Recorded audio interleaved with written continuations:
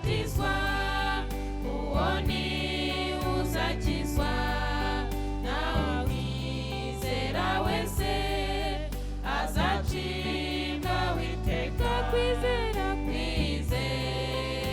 Yesu umurishuriwe ibyo bihesha ubugingo bw'iteka kwizera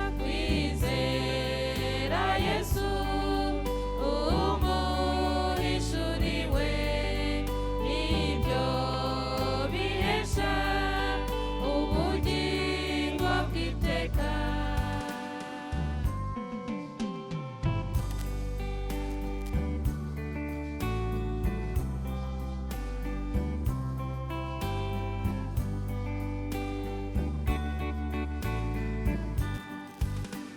Umubatizo w'ukuri wahishuriwe n'umwami ni mu izina rya Yesu ni ku ijambo rivuga kwizera Yesu umurishuriwe ibyo bihesha ubugingo bw'iteka kwizera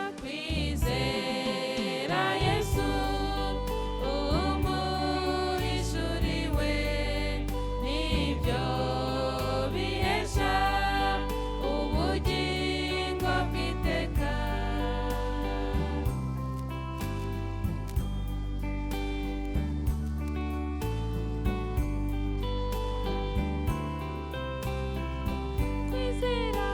Kwizera Yesu umurishuriwe ibyo bihesha ubugingo bw'iteka kwizera Yesu umurishuriwe ibyo bihesha ubugingo bw'iteka.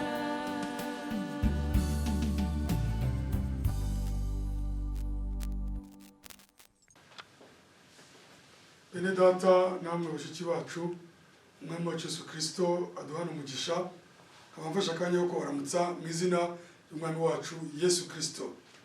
Ndashimira Uwiteka ko yongeye kuduha uyu mwanya kugira ngo tumuhamirize mu ijambo rye kuri uyu muyoboro w'ikoranabuhanga nk'uko yabishatse.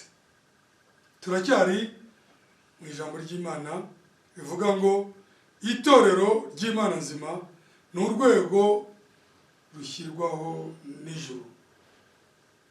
Je saisis cette occasion pour vous saluer tous, mes bien-aimés, frères et sœurs, dans le nom merveilleux de notre Seigneur Jésus-Christ. Nous remercions le Seigneur qui nous accorde encore cette occasion merveilleuse de rendre témoignage à sa parole, comme il l'a voulu. C'est aussi une porte qu'il nous a ouverte, c'est l'Internet. Car le témoignage de la parole peut atteindre même des personnes qui sont loin. Kubera ko Imana yacu yadukinguriye umuryango ku miyoboro y'ikoranabuhanga kuko biroroshye ko ubuhamya bw'ijambo bugera no ku muntu waba ari kure. Ko yabishatse niko akora. Umwami wacu Yesu Kristo ahimbazwe. Nous allons continuer d'écouter la prédication intitulée L'Église du Dieu vivant est une institution divine. Itorero ry'Imana nzima ni urwego rushyirwaho n'ijuru. Turasenga gato mbere yuko dusoma ijambo ry'Imana. Nous allons prier, demander au Seigneur de révéler lui-même sa parole, qu'il bénisse la lecture de sa parole et qu'il la révèle à ses enfants. Turasaba Imana ngo ihe umugisha isomwa ry'ijambo ryayo kandi irihishurire abana bayo. Mwami wacu Yesu Kristo, mukiza w'ubuntu n'imbabazi, shimwe, ikuzo, cyubahiro, ubutware n'ibyawe. Nongeye kugushimira ku mugoroba uyu munsi kuko wemeye kutwongera aka kanya kugira ngo twumve ijwi ryawe, kutwongera aka kanya kugira ngo duhamirize ukuri kw'ijambo ryawe. Ijambo ryawe si iry'umuntu, umurimo wawe si uw'umuntu, ijambo ryawe ni iryawe koko. Niyo mpamvu umugaragu wawe Mwami ngusabye muri aka kanya ngo ubwawe uhagarare hano uhamirize ukuri kw'ijambo ryawe, kugira ngo umwana wawe aho ari hose wahura n'iri jambo akaba rifitiye umwanya mu mutima we, ahabwe umugisha. Tangirane nanjye muri aka kanya, utuyobore, duhe umugisha, uduhane n'abazatwumva bose, mu izina ry'Umwami Yesu Kristo, amen. Mwami Imana aduhane umugisha muri aka kanya, kandi nk'uko tumaze kumusaba umugisha ijambo rye. Que l'Éternel Dieu nous bénisse ensemble à ce moment qu'il nous accorde et qu'il bénisse sa parole que nous allons lire. Turasoma mu Bagalatiya igice cya mbere. Abagalatiya igice cya mbere turasoma umurongo wa mbere, hanyuma tutangirire ku murongo wa 6 tumanuka. Paulo, intumwa itari y'abantu kandi itatumwe n'ubuntu, ahubwo yatumwe na Yesu Kristo n'Imana Data wa twese. L'Épître aux Galates, chapitre 1er, verset 1er. Paul, apôtre, non de la part des hommes, ni par un homme, mais par Jésus-Christ et Dieu le Père, qui l'a ressuscité des morts. Murongo wa munani abariho duhera tube tugejeje kwa 10. Tusome umurongo wa mbere tujye kwa 8. Ariko nihagira ubabwiriza ubutumwa butari ubwo twababwirije, ari twe cyangwa ndetse marayika uvuye mu ijuru, avumwe.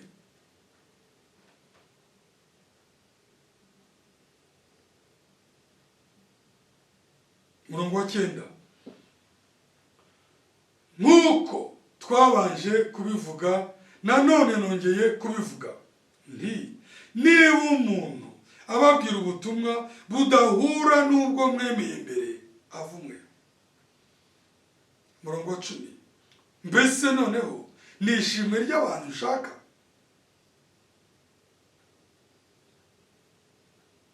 cyangwa ni iry'Imana? Cyangwa se ni abantu ushaka kunezeza? Yaba nkinezeza abantu, simba ndimbata ya Yesu Kristo. Nous lisons les mêmes versets dans la version française.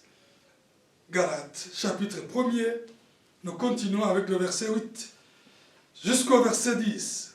Mais si nous-mêmes, si un ange du ciel annonçait un évangile s'écartant de celui que nous vous avons prêché, qu'il soit anathème. Verset 9. Nous l'avons dit précédemment, et je le répète à cette heure, si quelqu'un vous annonce un évangile s'écartant de celui que vous avez reçu, qu'il soit anathème. Verset 10. Et maintenant, est-ce la faveur des hommes que je désire, ou celle de Dieu? Est-ce que je cherche à plaire aux hommes? Si je plaisais encore aux hommes, je ne serais pas serviteur de Christ. Umwami Imana, nk'uko twamusabye asuke umugisha ku ijambo rye tumaze gusoma. Turacyari mu kibwirizwa kivuga ngo itorero ry'Imana nzima ni urwego rushyirwaho n'ijuru. Que l'Éternel déverse ses bénédictions à sa parole que nous venons de lire. Nous continuons toujours notre prédication. La parole de Dieu intitulée que l'Église du Dieu vivant est une institution divine. C'est un organe céleste. C'est une institution divine. C'est un organe céleste. Nous utegetsi bw'ijuru. N'umuyoboro ucishwamo gahunda z'ubwami bw'ijuru. L'Église du Dieu vivant. L'Église du Seigneur Jésus-Christ, l'épouse de Jésus-Christ, itorero ry'Imana nzima, itorero ry'umwami wacu Yesu Kristo, umugeni wa Yesu Kristo, umubiri we, le corps de Christ,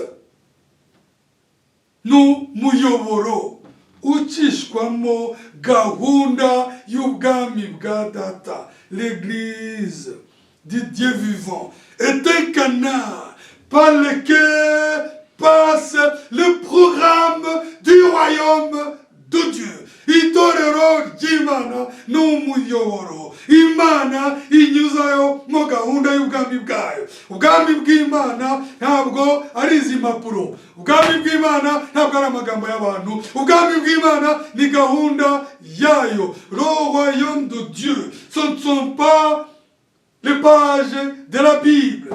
Ce ne sont pas des écrits. Le royaume de Dieu est réel.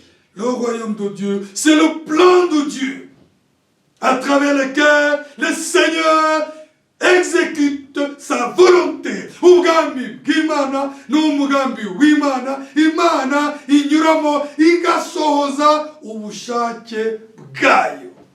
Nibyo umwami wacu Yesu Kristo yigisha abigishwa be gusenga. Ndumva ari muri Matayo igice cya 6. Katuharebe umwami wacu Yesu Kristo yigisha abigishwa be gusenga muri Matayo 6.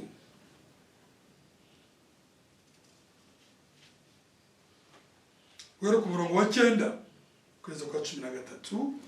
Évangile de Matthieu chapitre 6 du verset 9 au verset 13. Matthieu chapitre 6 du verset 9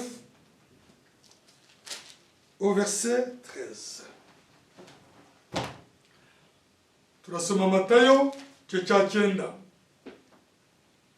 murongo mu cya 6 guhera ku murongo wa 9. Nuko musenge mutya muti: Data wa twese uri mu ijuru, izina ryawe ryubahwe. Murongo wa 10. Ubwami bwawe buze, ibyo ushaka bibeho mu isi nk'uko bibaho mu ijuru. Uduhe none ibyo kurya bidukwiye uyu munsi. Duharire imyenda yacu nk'uko natwe twahariye abarimo imyenda yacu. Ntuduhane mu bitwoshya, ahubwo dukize umubiri. Kuko ubwami n'ubushobozi n'icyubahiro ari ibyawe, none n'iteka ryose. Amen. Matthieu chapitre 6 verset 9 à 13. Voici donc comment vous devez prier. Notre Père qui est aux cieux, que ton nom soit sanctifié, que ton règne vienne, que ta volonté soit faite sur la terre comme au ciel. Donne-nous aujourd'hui notre pain quotidien. Pardonne-nous nos offenses, comme nous aussi, nous pardonnons à ceux qui nous ont offensés. Ne nous induis pas en tentation, mais délivre-nous du malin, car c'est à toi qu'appartiennent dans tous les siècles le règne, la puissance et la gloire. Amen. Il sengesho. Nuko tumaze kurisoma riravuga ngo data ibyo ushaka bibe mu isi nkuko biba mu ijuru. Niko umwami wacu yigishije abigishwa be gusenga. Que ta volonté soit faite sur la terre comme au ciel. C'est le verset 10. Que ton règne vienne, que ta volonté soit faite sur la terre comme au ciel. Ubwami bwawe nibuze ibyo ushaka biba mu isi nk'uko bibaho mu ijuru. Ubutumwa bwiza ni gahunda y'ubwami. Niyo mpamvu muri Matayo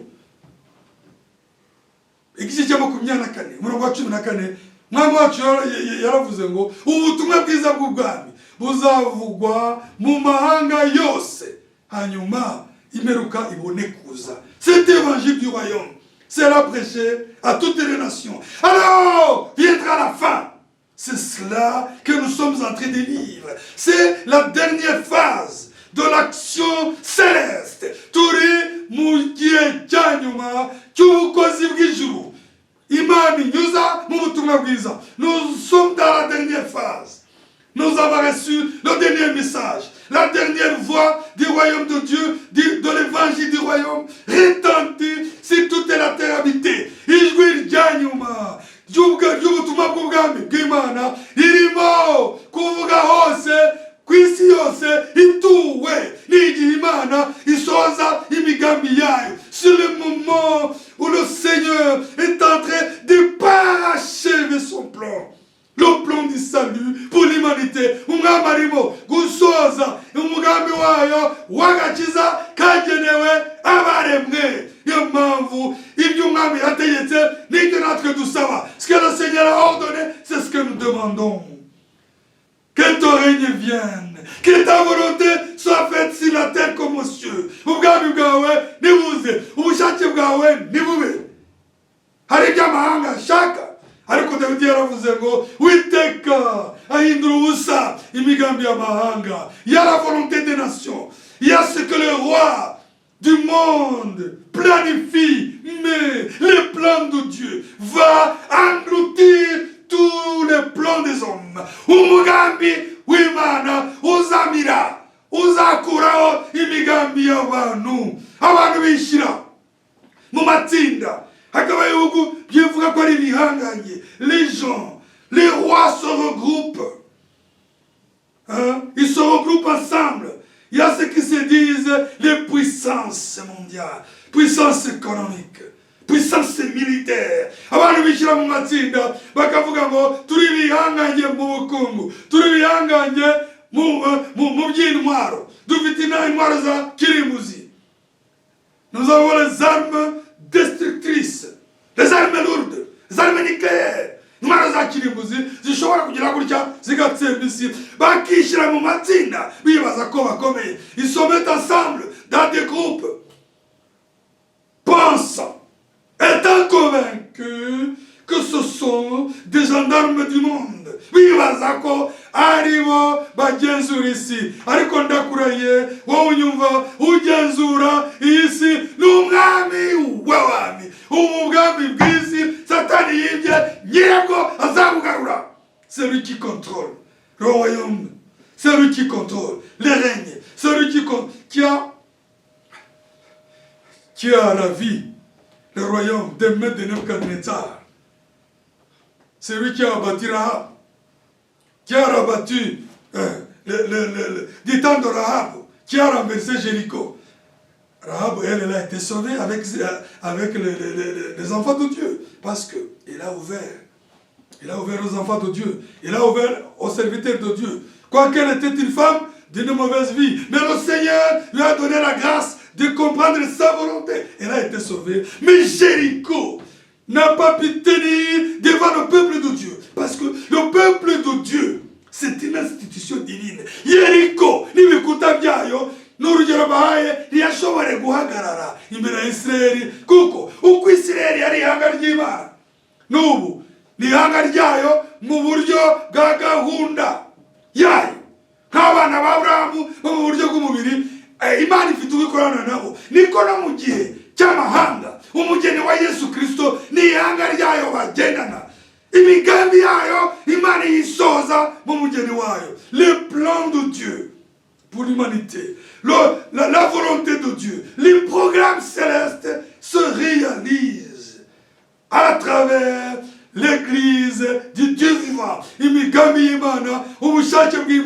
gusohorera mu itorero ry'Imana nzima. Muri Matayo 6:10 natwe turavuga ngo ubwami bwawe buze, ibyo ushaka bibe mu isi nk'uko biba mu ijuru. Dans Matthieu 6:10, nous aussi nous déclarons, nous aussi nous avons en nous ce désir. Natwe muri twebwe dufite iyo nyota, turifuza ko ubwami bw'Imana buza, kubera ko ingoma zose zo mu isi yacu nta nimwe izahagarara, nta izasubiza ibibazo biri mu mitima yacu. Turafuza, turatebutsa ingoma ya Kristo. Nous avons le désir. Nous réclamons dans notre fort intérieur que le règne de Jésus-Christ vienne. Ubwami bwawe buze. Que ta volonté soit faite sur la terre comme au ciel. Ibyo ushaka bibe mu isi nk'uko biba mu ijuru. Imigambi y'abantu izashira. Imigambi y'abantu iri hafi gushira. Imigambi y'abantu ifite iherezo. Imiyoborere iriho muri iyi si izarangira.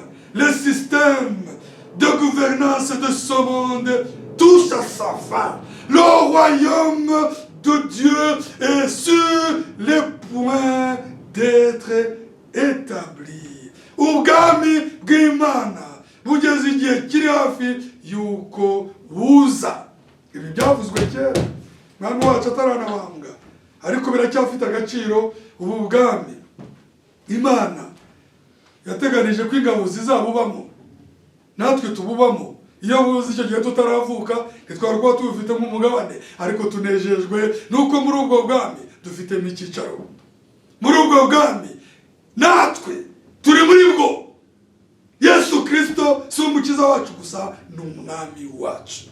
Araganje, arategeka. Dans ce royaume, nous remercions le Seigneur parce que nous avons la place dans ce royaume. Nous sommes concernés par ce royaume. Nous sommes des citoyens célestes. Nous sommes des citoyens célestes. Nous pouvons le lire. Turi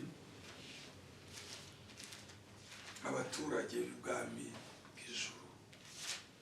Turi abaturage. Abefeso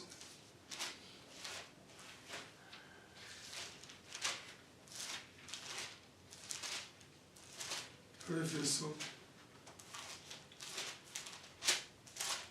2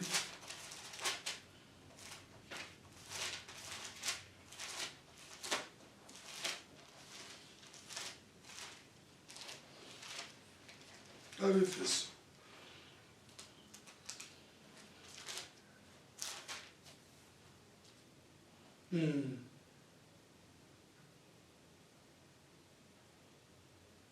Efeso 2 umurongo wa 19 kugeza kwa 22. Efeso, Ephésiens chapitre 2 du verset 19. Ephésiens chapitre 2 du verset 19 au verset 22.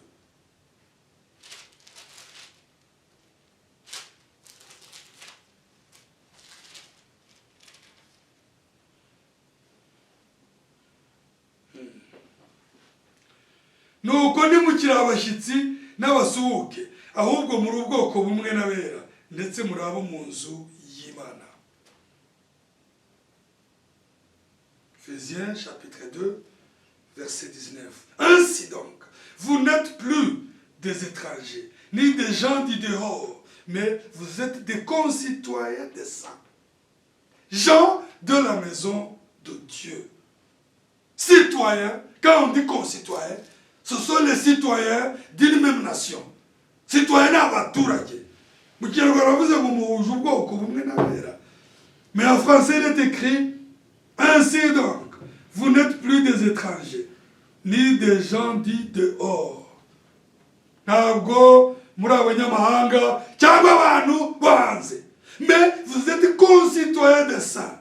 Musangiye igihugu muri abaturage.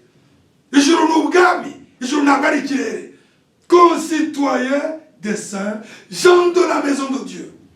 Ikinyarwanda baravuze ngo muri ubwoko bumwe n'abera ndetse muri wo mu nzu y'Imana. Ariko citoyen bisobanura ubwenegihugu. Concitoyens des saints bivuze ngo abera b'Imana. Cela signifie que les saints de Dieu, peu importe leur nationalité, utitaye ku bwenegihugu bwabo, bose arabera arabirabura, ari mu bihugu binyuranye, bahuje igihugu. Vous êtes ainsi donc, vous n'êtes plus des étrangers, ni des gens du dehors, mais vous êtes concitoyens des saints, gens de la maison de Dieu. Ainsi donc, vous n'êtes plus des étrangers, ni mukira abanyamahanga, bivuze ngo tutarizera Yesu Kristo, tutaraba twakira ijambo rye, twari abanyamahanga. Kuko ijambo rivuze ngo ntimukiri abanyamahanga. Ainsi donc, vous n'êtes plus des étrangers. C'est-à-dire qu'il fut un moment où nous étions des étrangers. Mais au moment où nous sommes dans le royaume de Dieu, que Christ habite en nous par le Saint-Esprit, maintenant, nous ne sommes plus des étrangers. Niba ijambo rivuze ngo ntimukiri abanyamahanga. Nuko twigeze kuba abanyamahanga. Ariko kubera ko Kristo adutuyemo kubw'ijambo rye, kubw'umwuka wera, noneho ntitukiri abanyamahanga, ni des gens du dehors, ntimukiri abantu bo hanze, mais vous êtes concitoyens des saints, muje igihugu n'abera. Bivuze ko itorero ry'Imana rwose n'urwego rushyirwaho n'ijuru n'ihanga rizwi. Itorero ry'Imana n'ihanga n'igihugu gifite abaturage bakiri ku isi ariko bacyo. Abo baturage kuri iyi si, l'Église du Dieu vivant est un royaume, est constitué des citoyens célestes, mais qui habitent encore sur cette terre. Nous sommes concitoyens des saints, gens de la maison de Dieu. Duhuje igihugu n'abera, turaba mu nzu y'Imana. Itorero ry'Imana nzima ntabwo riri mu nzu ya pasiteri. Itorero ry'Imana nzima ntabwo riri mu rugo rw'umuntu. Itorero ry'Imana rihuje ubwoko n'abera, rigizwe n'abaturage b'ijuru bakiri ku isi. Niyo mpamvu Imana izaza gushaka abaturage bayo. Mu gihe ibibazo bije, buri ambasade ifata abaturage bayo. Umwami wacu Yesu Kristo muri izi nduru zose, igihe kizamurwa azaza gutwara abaturage b'ijuru abatahane. Ntabwo azakenera indege y'Abanyamerika, ntabwo azakenera indege y'Abarusiya. Itorero ry'umugeni wa Yesu Kristo rizazamurwa n'imbaraga z'ijambo. Le Seigneur Jésus-Christ, dans toute cette bagaille, quand le monde devient inhabitable, quand le moment de l'enlèvement sera là, le Seigneur Dieu viendra, le Seigneur Jésus-Christ viendra chercher son peuple. Il viendra chercher les citoyens célestes que nous sommes. Il va nous arracher du désordre mondial. Il va nous prendre car nous sommes son peuple. Tel que chaque ambassade intervient pour récupérer les citoyens de son peuple. Alors que les ambassades se trouvent en dehors de la patrie. Il y a une ambassade yose abari hanze y'ibihugu byabo. Hari ibibazo abaturage bayo bari ambassade bari iraho kugira ngo itabara abana bayo. Natwe tukaba tubahamiriza yuko dufite ubwami bw'ijuru bufite ambassade ku isi, bufite abana b'Imana, les assemblées, abagaragu b'Imana. Hari ijambo, hari ubwami bw'Imana. Mu gihe induru zizavuga, umwami wacu Yesu Kristo azabanza atware ihanga rye. Quand le monde deviendra inhabitable, et nous le voyons, les signes précurseurs sont visibles. Le Seigneur Dieu, le Seigneur Jésus-Christ viendra arracher, viendra sauver, viendra délivrer, viendra prendre son peuple constitué des citoyens célestes. Nous avons les passeports, nous avons les visas, Le Saint-Esprit est notre visa. Le Saint-Esprit, le sang de l'Esprit de Christ. Nous sommes scellés. Nous sommes les patrimoines célestes. Turumutungo wijuru. Le Seigneur viendra chercher son peuple. Ibi bikwiye kuduha umunezero. Ihanga ry'Imana ntabwo ari icyumba cy'amasengesho, ntabwo ari idini ishingiye ku marangamutima y'abantu bahuje ubwoko bwo kwisoya. Ni abana b'Imana, ni intore z'Imana zihuje ubwoko n'abera, kubera ko ni intore zifite iwaho zikomoka. Abantu bahuje igihugu baba bahuje inkomoko. Iwacu uri mu ijuru niho twiteze ko umukiza azaba. Les gens qui ont une même patrie ont les mêmes origines. Et nous, en tant qu'élus de Dieu, en tant que prédestinés, nous avons les mêmes origines dans la pensée de Dieu. Notre origine tire ses racines dans la prédestination. Momoko yacu ishorera imizi mwitoranywa. Abana b'Imana we ntiwabamenya, jye sinabamenya, ariko Imana irabazi. Igituma icyo bahuriyeho ni intore zayo. Abo ni b'Imana izaza gushaka. Les enfants de Dieu ont la même origine. Et cette même origine, c'est pas le moyen de la prédestination. Et le Seigneur a ses enfants dans toutes les nations, toutes les tribus, toutes les langues. Il a ses enfants qui constituent son royaume. Mu ndimi zose, moko yose, mahanga yose, ku isi yose. Imana ifite abana bayo. Ni byiza cyane. Imana ifite abana bayo. Iyo bisomye mu byashiro Yohana 14:6. Nous lisons Apocalypse 14, verset 6. Apocalypse.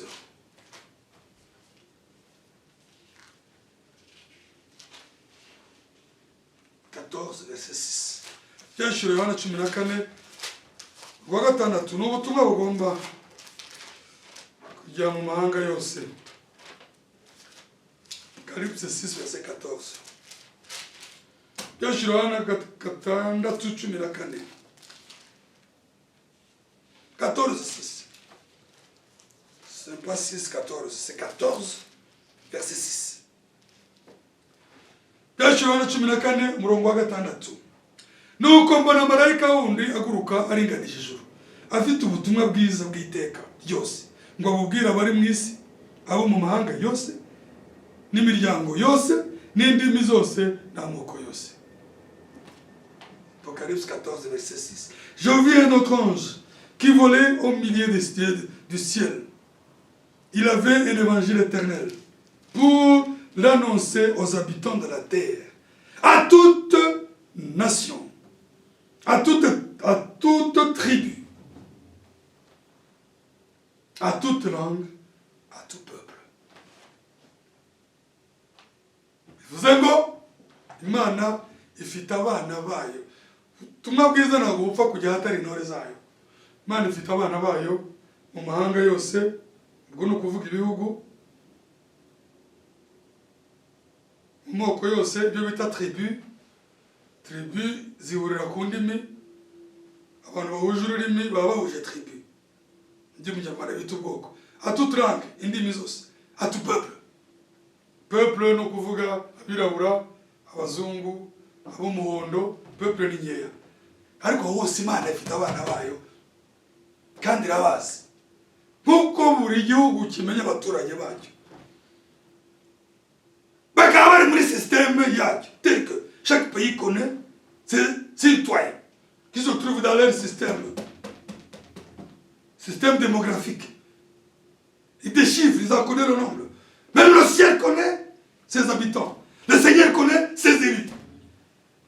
Et dans son système céleste, nous sommes enregistrés dans le livre des vies de l'agneau. Mugambi bwe Imana ifite gahunda. Ifite n'ibarura ry'abana baryo. Iz'abana be kugira ngo isoze umurimo, iz'umwana wanyu muzinjira, iz'umunsi w'izamurwa. Umwami wacu Yesu Kristo ariko yavuze ngo ibyo bizwi na data. Le Seigneur le sait. Il connaît ses citoyens et il assure leur sécurité. Umwami azi abaturage b'ubwami bw'ijuru kandi niwe uducungira umutekano. Abantu babona tugenda gutya, Mais les gens nous voient comme des gens simples. Mais bifuza ko uwumvira ijambo uyu munsi muri aka kanya abimenya akamenya ko ari umuturage w'ijuru, afite iwabo, afite ambasade ye, afite viza ye, afite umutekano we, afite ingabo zimurinda uko Imana yarindaga Elisa ku gasozi k'i Dotani. Je veux que celui qui écoute cette parole aujourd'hui sache bien que un enfant de Dieu, les enfants de Dieu sont des citoyens célestes. Ils ont une patrie, ils ont un royaume, ils ont une sécurité. Leur Père, le roi des rois, c'est lui qui contrôle son royaume. Il assure la sécurité de ses enfants, comme la sécurité d'Élisée était gardée. Géhaz ne le savait pas, mais à deux temps, il y avait une armée céleste qui était en mission, mandatée pour garder les postes d'Élisée.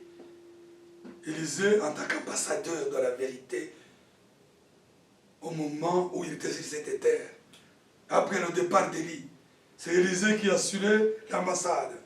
Et Élisée, à Dothan, là où il était gardé par le ciel. La Bible dit que la colline où restait Élisée était gardée par des chars de feu. Les chars, tels que vous les connaissez. Les chars de feu. L'armée céleste gardait le petit Élisée, car il était porteur de la parole. Amagare. Ibitwaro byakumuriro by'ijuru byari nakagasozi k'i Dotani. Eliya yarariho kuko niwe wari muri ambasade y'ijuru, niwe wari utwaye ijambo ry'igihe. Kaba bamenyesha ko ari ijambo ry'Imana riri, Imana irinda ubwami bwayo. Ibyo ngiza gutya, nous sommes en sécurité, car là où il y a la parole de vérité, il y a le royaume de Dieu, et le Seigneur assure la sécurité de son royaume. Je remercie le Seigneur et je suis en sécurité. Toi qui m'écoutes, si tu crois à la parole de vie, j'interpelle ta conscience pour que tu saches que tu es gardé. Tu n'es pas n'importe qui, tu es un citoyen des cieux. Ntabwo uri umuntu wonetse wose, uri umuturage w'ijuru. Waje hano ku isi urarinzwe, komera ku ijambo, uri umwana w'umwami. Garde la parole. Tu es un fils du roi, ce qu'on appelle un prince céleste. Uwatwita igikomangoma cy'ijuru. Umugeni wa Yesu Kristo, l'épouse de Jésus-Christ est gardée. L'épouse de Jésus-Christ n'est pas constituée par des fanatiques qui se sont mis ensemble pour essayer de prier. Itorero ry'Imana nzima, umugeni wa Yesu Kristo ntugizwe n'inkundarugino zishyize hamwe kugira ngo zigerageze gusenga kubera ubwoba, kubera ibibazo.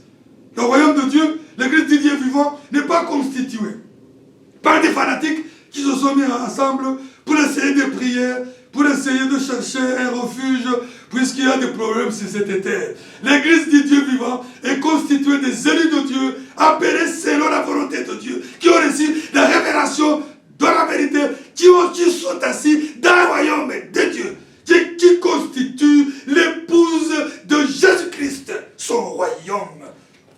Ils ont une cause noble.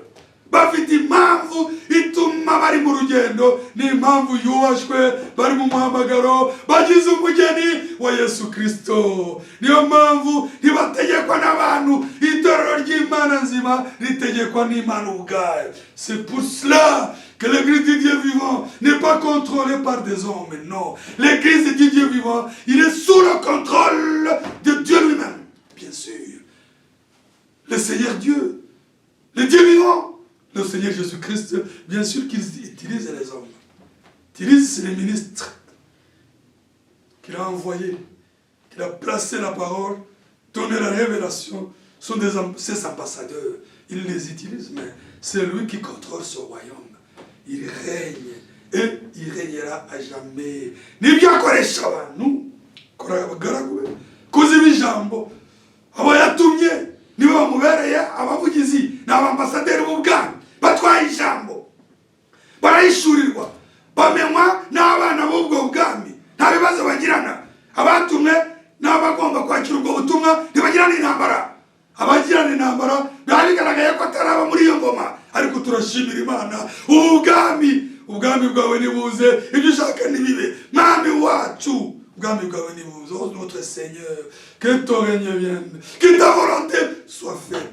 Règne à jamais. Imana izaba zitegeka itorero ryayo mu buryo bw'umwuka. Nibyo irimo gukora. Ishyire abana bayo mu myanya yabo, buri muntu wese yagenewe muri iyi ngoma. Kuri iyi ngoma irimo gahunda.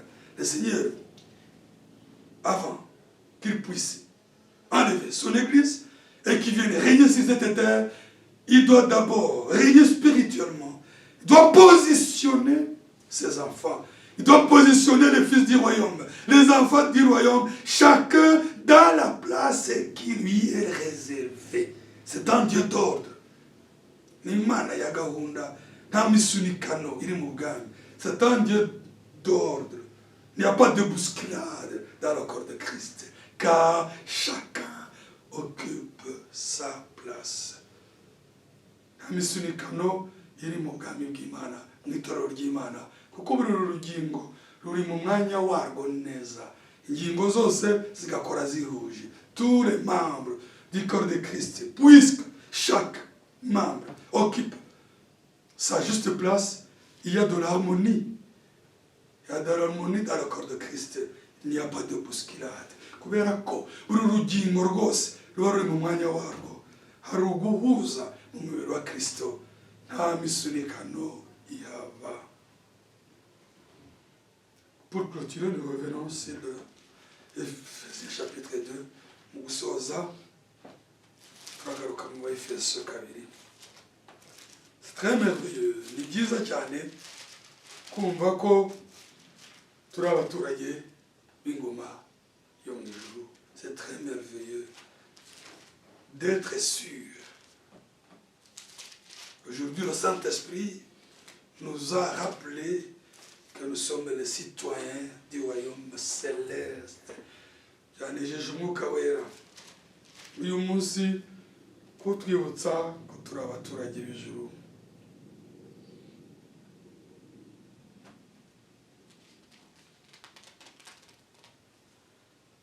Ainsi donc,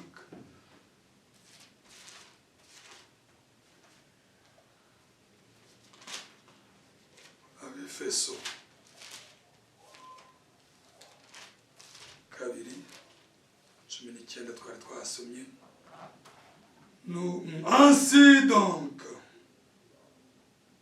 Ainsi donc,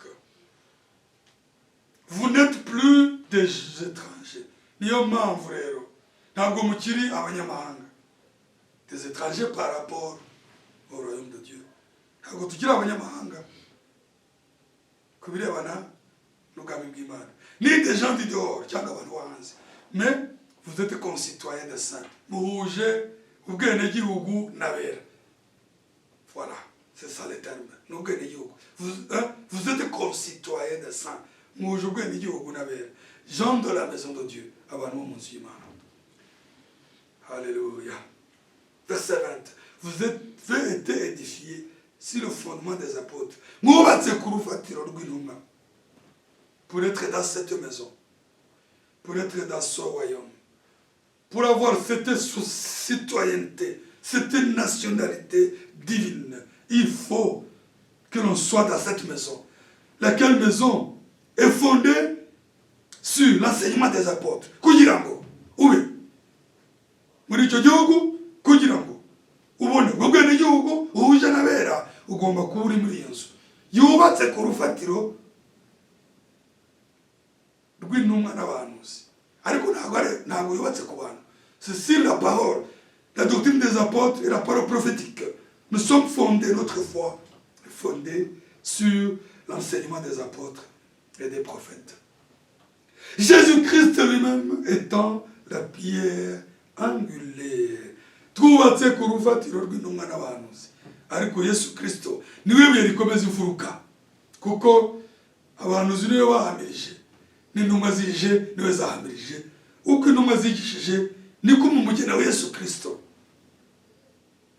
ijambo ritambuka ko babatije niko umugeni wa Yesu Kristo batiza bizera.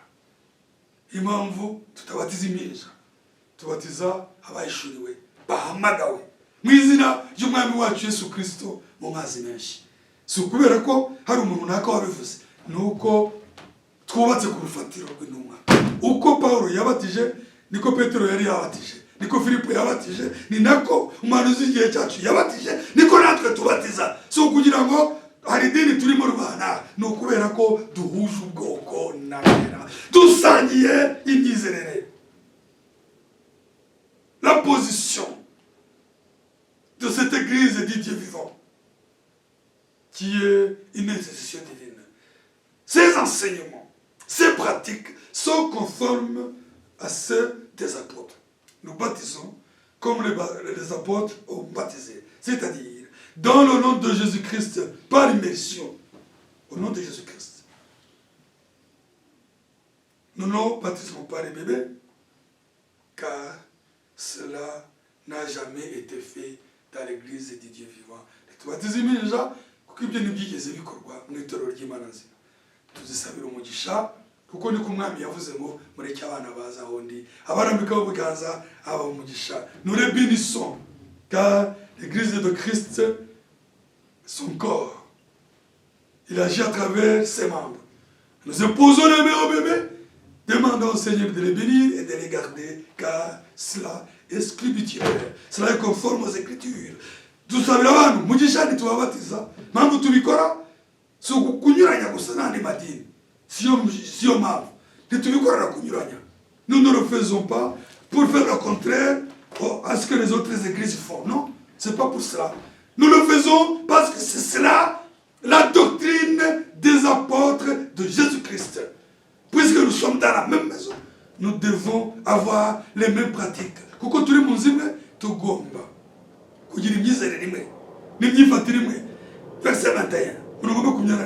En lui tout l'édifice bien coordonné s'élève pour être un temple saint dans le Seigneur. 21.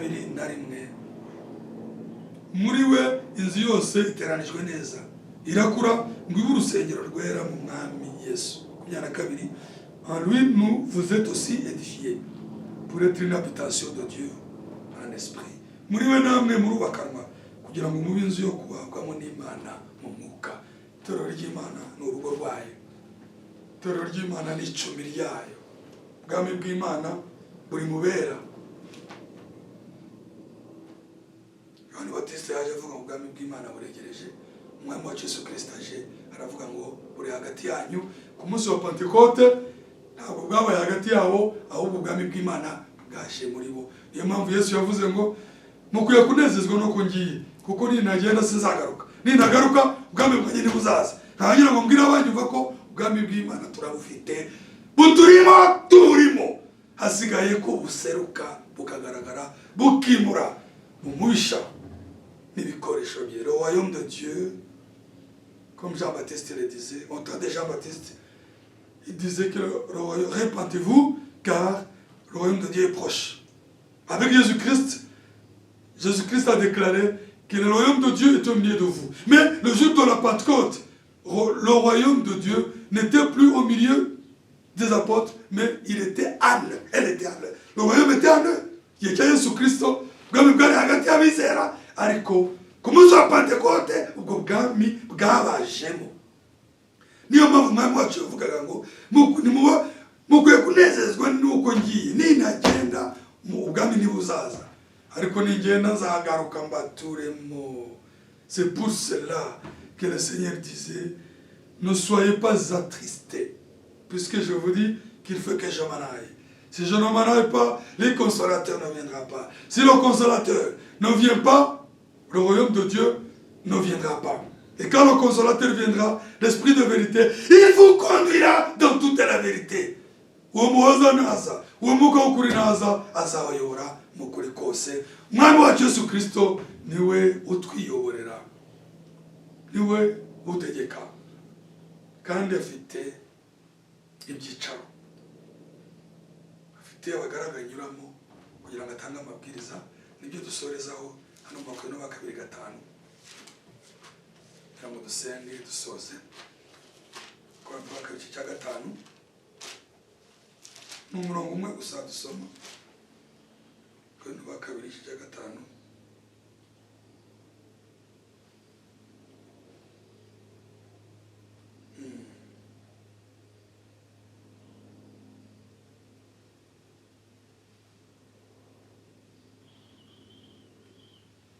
18 kadusoma turi kwa 18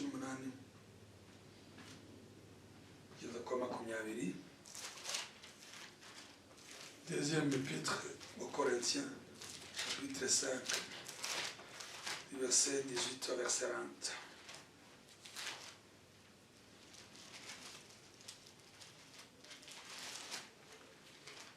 Deux Corinthiens, chapitre 5, du verset 18 au verset 20.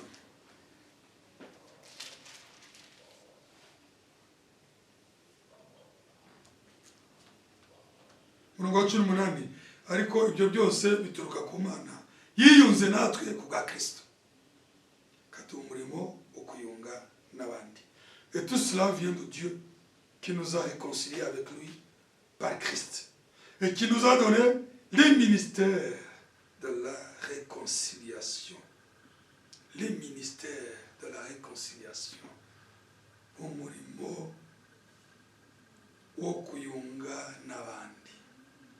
19 kuko muri Kristo arimo Imana yiyingiye n'abari mu isi ntiyaba ikibabaraho ibicumuro byabo kandi noneho yatubikije ijambo ry'umuzuru.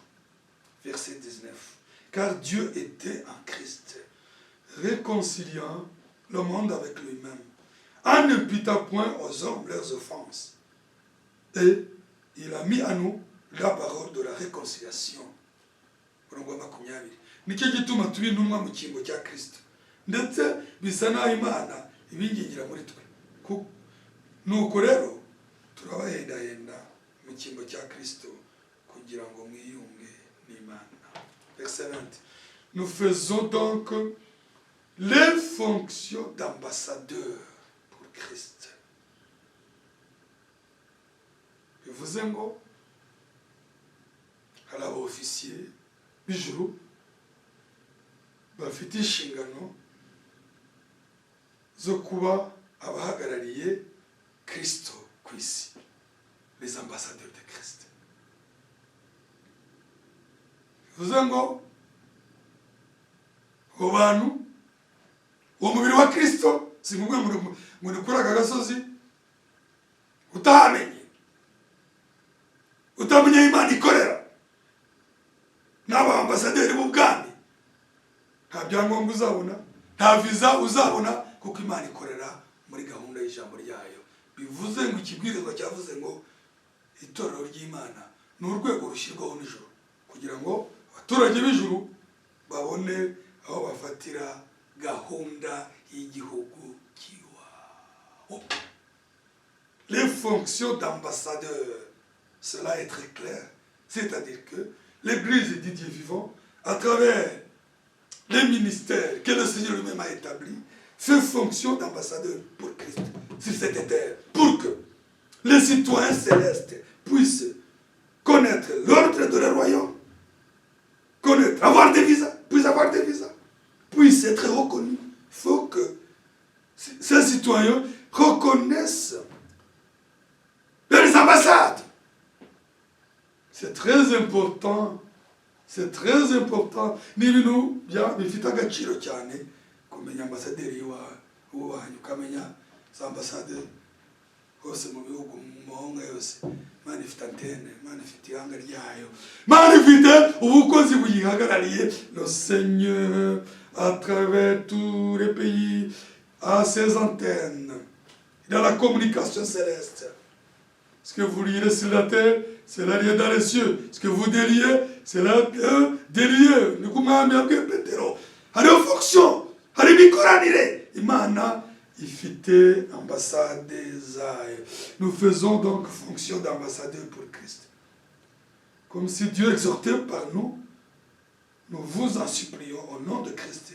soyez réconciliés avec Dieu. Il ne s'agit pas du fanatisme, il ne s'agit pas d'être disciple des hommes, il s'agit d'être réconcilié avec Dieu. Les ministres de Dieu, les ambassadeurs de Christ, n'attirent pas les hommes derrière eux, mais ils montrent aux hommes, au peuple de Dieu, aux citoyens de Dieu, ils prêchent Christ pour que ce peuple-là aille vers le Seigneur. Ne cherchez pas des prosélytes. Abagaragu b'Imana, abambasaderi ba Kristo, abamiriza Imana, ntibashaka abantu bakurikira, ntibashaka abafanatike, bereka abantu inzira ibajyana ku mwami kugira ngo abana b'ubwami bakurikire umwami. Abana b'ijuru bakurikira amabwiriza y'ijuru bamenye Imana. Ntabwo abagaragu b'Imana bashaka ibyamamare mu bantu, berekana Imana y'igihangange kugira ngo abana b'ubwami babumenye, babuturemo, bategereze izamurwa. Mwanya ntabwo ari munini, ariko ijambo ntirijya riba rito. Notre temps est limité, mais la parole de Dieu ne peut pas être insuffisante. Elle est toujours suffisante parce que le Seigneur qui la donne, il est capable, il a multiplié les pains, il a béni les pains, il a béni les poissons. Umwami wahaye umugisha mikati mikeya n'amafi make kagaburira abantu benshi. Umwami ntahinduka ko ari n'ubu niko ari kandi nikazahora. Le Seigneur qui a multiplié les pains et les poissons, il est toujours le même, ne change pas. Il est capable de prendre les quelques paroles que nous venons de goûter et de bénir pour nourrir à satiété tous ceux qui ont entendu cette parole, tous ceux qui l'entendront. Le Seigneur est capable de multiplier, de bénir, multiplier, bénir, augmenter. Par le Saint-Esprit, il saura comment lui-même nourrir nos âmes. Kubw'imbaraga z'Umwuka Wera, bike tumaze kumva. Umwami afite ububasha bwo kubiha umugisha, kubigwiza akagaburira aho ijambo rizagera hose. Cyo gusa navuga, dushimira Imana ko tutari abantu babonetse bose, turi abaturage b'ijuru. Uko buri ngoma irinda abaturage bayo, niko ingoma y'ijuru irinda intore z'Imana. Mwami aduhane umugisha tel que chaque royaume prend soin de ses citoyens. De même, l'Éternel Dieu assure la sécurité de son peuple qui est encore sur cette terre. Que l'Éternel bénisse sa parole.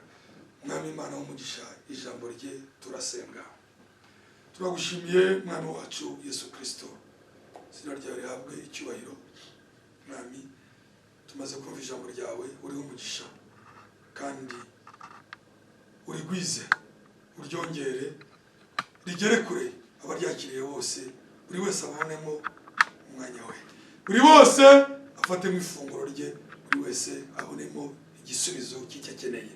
Nubishaka zongera kuduha umwanya nk'uyu kugira ngo duhurire ku meza yawe, duhamirize ijambo ryawe mu izina ry'Umwami wacu Yesu Kristo. Amen.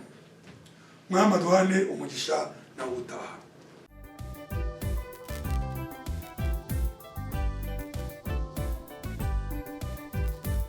Imbarutso